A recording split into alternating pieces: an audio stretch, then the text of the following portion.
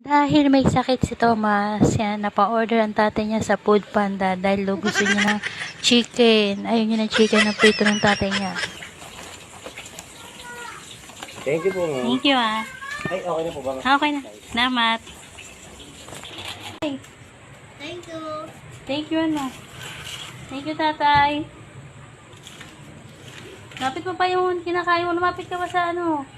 Para di matapon. Lapit ka pa rito. Parang gamit tayo dyan ako.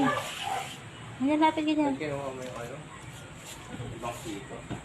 Huwag na ako na. Lapag ka na lang, nak, sa lapag. Lapag ka pa.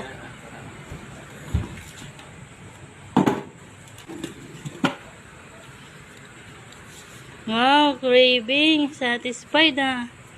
Sasabi lang, ah, may chicken na agad kay tatay, ah. Galing naman, ah.